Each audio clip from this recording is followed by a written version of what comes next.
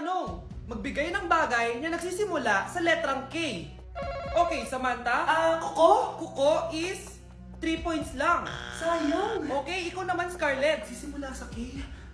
Kifi. Kifi is the top answer! Yes! Okay, next. Magbigay ng parte ng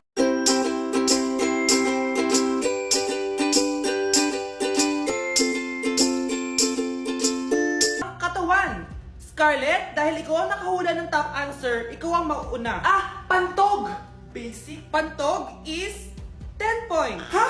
Bakit 10 lang? Samantha, pwede ka bang bumawi? Parte ng katawan? Esophagus. Esophagus is the top answer! Yun!